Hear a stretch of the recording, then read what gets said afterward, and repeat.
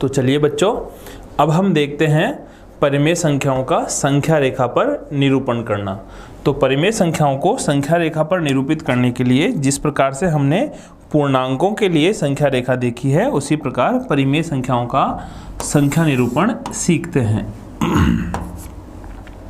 जैसे एक छोटे से उदाहरण से अगर हम प्रारंभ करें कि आपको 1/4 से प्रारंभ करना है, 1/4 को संख्या रेखा पर निरूपित करना है, तो 1/4 देखो बच्चों कहाँ मिलेगा हमें, 0 और 1 के मध्य।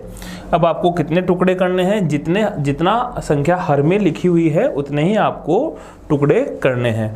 तो देखिए यहाँ जो है हम प्रारंभ से 0 ले लेते हैं, तो हम इस संख्या रेखा को बराबर बराबर 4 भागों में बांटते हैं।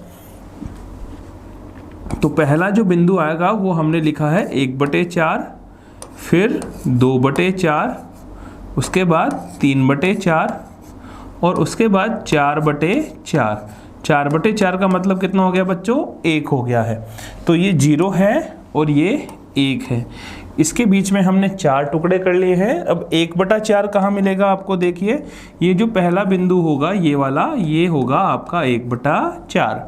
जैसे मान लो आपसे 3/4 पूछता है, तो 3/4 कहाँ मिलेगा आपको, ये जो बिंदु होगा वो 3/4 होगा।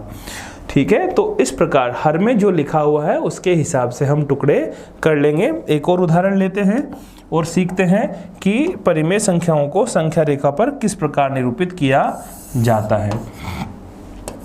जैसे आपको 7/9 को निरूपित करना है, तो 7/9 अंश हर बड़ा है तो 1 से छोटा ही होगा। तो हम फिर से 0 से प्रारंभ करेंगे और चलते हैं। एक पहला टुकड़ा 1/9, हम 0 से 1 के मध्य 9 बराबर बराबर भागों में इसको बांट लेते हैं।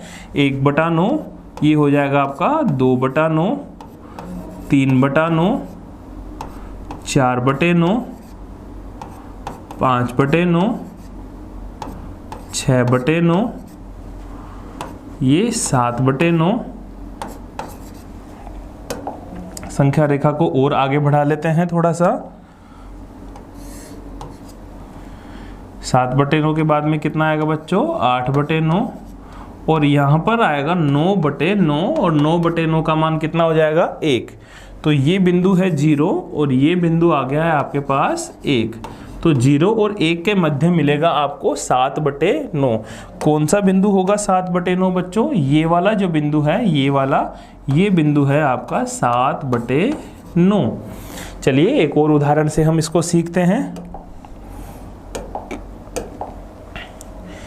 आपको -5/7 निरूपित करना है। आपको क्या करना है बच्चों, -5/7।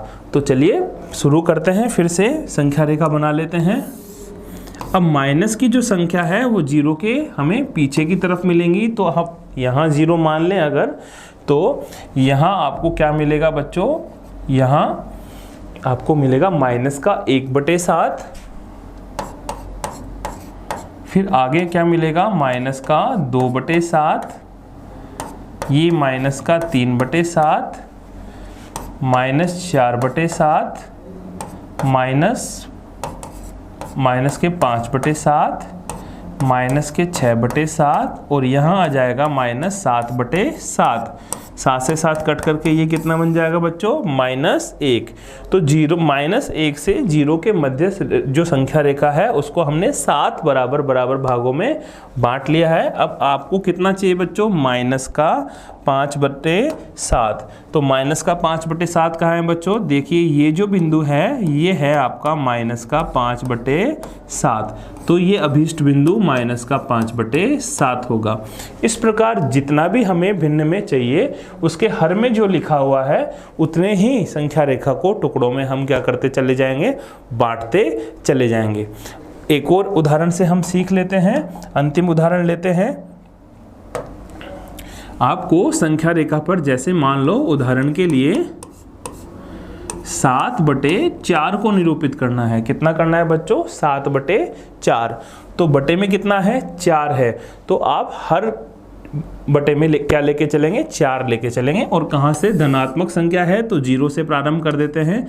तो ये 0 हो गया। देखो पहला टुकड़ा होगा 1/4, 2/4, 3/4 और ये आ जाएगा 4/4। 4/4 का मतलब क्या हुआ बच्चों, देखिए 4/4 को हम क्या लिखते हैं, 1 लिखते हैं। तो आगे चलते हैं, 4/4 के बाद में कितना आएगा बच्चों, 5/4, 6/4, 7/4 और अंतिम जो बिंदु होगा वो 8/4 भी लिख देते हैं हम। 8/4 का मतलब कितना हो गया, 2 हो गया है। अब आपको कितना चाहिए बच्चों, 7/4। तो 7/4 कहाँ आया, देखिए यहाँ पर आया है। तो ये बिंदु कितना होगा, 7/4। एक तरीका तो ये है कि ये 1 और 2 के बीच में मिला है। दूसरा तरीका क्या है बच्चों, 7/4 जो है वो इस भिन्न को हम मिश्र भिन्न में बदल सकते हैं। तो 7/4 को हम क्या लिख सकते हैं, 7 में 4 का भाग जाएगा एक बार, 4 एकम 4, कितना शेषफल बचेगा 3 और बटे में 4। तो इसको हम 1 सही 3/4 भी लिख सकते हैं। ऐसा लिखने के बाद हम संख्या रेखा को पूरा ना बना करके छोटा भी बना सकते हैं। अब हमें पता लग गया है कि संख्या 1 से बड़ी है और 2 से क्या होगी, छोटी। तो आप संख्या रेखा को कहाँ से चालू कर सकते हैं, 1 से भी चालू कर सकते हैं। ये 1 हो गया और ये कितना हो गया, 2 हो गया। और कितने भाग करने हैं आपको, 4 भाग करने हैं। तो 1 ये हो गया 1 सही 1/4, ये हो गया 1 सही 2/4, ये हो गया 1 सही 3/4 और 1 सही 4/4 का मतलब कितना हो गया, 2। ठीक है बच्चों, तो 1 सही 3/4 कहाँ मिला, देखिए 1 सही 3/4 आपको मिल गया इस बिंदु पर। ये जो बिंदु है ये है 1 सही 3/4 और इसका मतलब 4 एकम 4 और 3 7/4 ही होता है। तो बड़ी बड़ी संख्याओं को भी इस प्रकार आप मिश्र भिन्न में बदल करके बना सकते हैं। एक और उदाहरण देखिए, जैसे हमें निरूपित करना है 23/3 को। कितने को निरूपित करना है बच्चों, 23/3 को। तो पहला तरीका तो हमारा ये कहता है कि हम 1/3 से 0 से स्टार्ट करें, 1/3, 2/3। तो इसमें तो बहुत समय लग जाएगा और बहुत लंबी संख्या रेखा बन जाएगी। तो ये उचित तरीका नहीं है कि हम हमेशा 0 से ही प्रारंभ करें। तो अब देखिए हम इसको क्या करेंगे, मिश्र भिन्न में बदल लेंगे। 23 में हमने भाग लगाया 3 का, तो कितना बार गया, 21 बार। और माइनस करें तो कितना बचा, 7 या 21, 2 बच गया। तो इसको मिश्र भिन्न में क्या लिख सकते हैं बच्चों, 7 सही 2/3, 7 या 21 और 2 23। ठीक है बच्चों, अब हमें पता लग गया कि भिन्न 7 से बड़ी होगी और 8 से छोटी होगी, क्योंकि ये तो बिंदु रूप है, दशमलव रूप है। अब जो संख्या रेखा हम बनाएंगे वो किस किस के बीच में बनेगी बच्चों, बताओ, 7 और 8 के बीच में।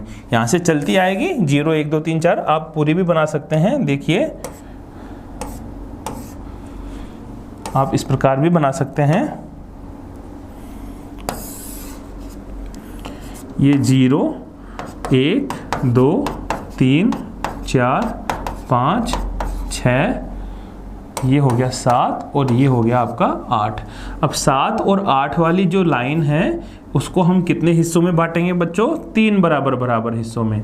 तो ये देखो